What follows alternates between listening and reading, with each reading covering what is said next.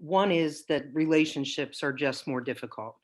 Relationships with parents, with kids, among ourselves. It's just the relationships piece is much harder. This is a delightful thing, but it's not the same as you and I being in the same place together.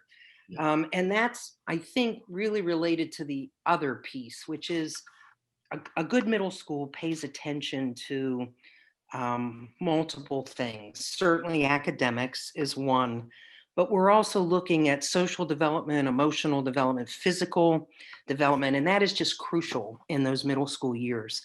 And all of that is made much more difficult, particularly because we don't have the relationships. I can't say that. We have a different kind of relationship, a different degree of relationship with our community. I'm blessed at the middle school in that I have a very young staff. I sometimes joke around that I'm more like an RA in a college dorm than a principal. So actually learning the ins and outs of the technology have not been our greatest challenge. Our teachers are actually teaching very well. So the academic piece from our end has been probably a strength, oddly, but it is very difficult. Just an example. So these are middle school kids, so they are interested in things beyond the academic most of the time. And so, in order for them to be successful when we're having regular school, you often see teachers pull kids from the gymnasium to finish an assignment or submit a piece of work. We don't have that. And so we have lots of kids who are engaging actively in classes but not turning in the work that shows us that they're learning, which is just that those pieces of it. They're regular middle school kids in a really irregular world. So we had a really good list of which of our students needed support. And then our technology folk were able to get those kids hotspots during the summer. And then the local community groups stepped up. The Sustain Our Schools or Support Our Schools stepped up and did the learning hubs. And so we're actually to a place where we have two students right now that are struggling with ongoing internet issues total of all of our kids. Wow. And we're trying to find solutions to that. We sort of prioritized that piece early and then got some really great community help to make that less of an issue than it might have been otherwise. You know, in as this dragged out from last year in March and April and May, we sort of began our planning for this eventuality. What does it look like if kids are fully virtual? What does it look like if they're in some of the time and out some of the time? And then if we can bring them in, what are the particular safety parameters involved in that? And so we've been able to do some really good planning starting in about April of last year. One of the things that we're really that is radically different. We're blessed in Kent County. We are well staffed as a school, and we prided ourselves before the interruption and are continuing to try and work toward this end to really just know our kids well and to give them what it is that they needed.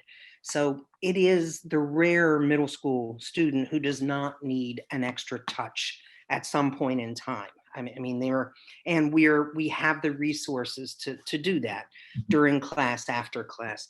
So one of our challenges now is for students to access this extra help, extra touch. They need to log into our office hours, which every teacher does every day. And because that is such a change in practice, logging into classes, we've actually been very fortunate in terms of the number of students who are attending classes. Fortunate might be selling my teachers short. They work very hard to make sure that kids are with them for the instruction. But for the extra help pieces, that's been really hard to get kids to buy in. I have to say, in through all of this, I have been absolutely blown away by the degree to which the parents in this community want their kids to be learning. when you're in the principal's desk, sometimes you're the call that you get when people are disappointed about something. So I can't say that every exchange I've had has been sort of in the love fest realm, but I have not had a single, bumped into a single parent in all of this time who is not saying, I want my child to learn, help me to know how to do that more on my end. So I think it's a real strength of the Kent County community that these parents want this to work. I I, I believe that a great middle school in a community helps with all of the things that you are describing. We should be right now a much more active part of helping kids do business with social justice issues. That's part of their social and emotional development. Middle school kids are at that, it's a beautiful age. They're stepping away from the beliefs of their parents.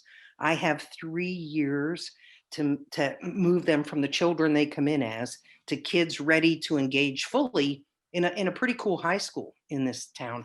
And so those 3 years are just hugely important for the kids, for the community.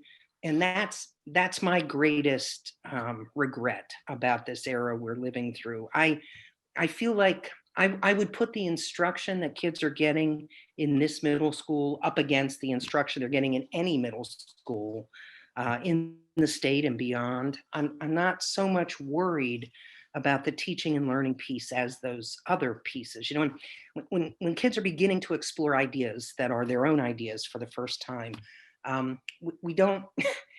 That can be a really scary time for parents. And we're not trying to encourage them to believe other things, but they need a safe place with safe adults that their parents trust to have conversations with. And it's that trust piece that's really hard. Um, when you asked earlier about the quality of work, is it different than it used to be? In order to do really good work, academic and otherwise, you have to take risks. And you can't take risks if you don't trust someone.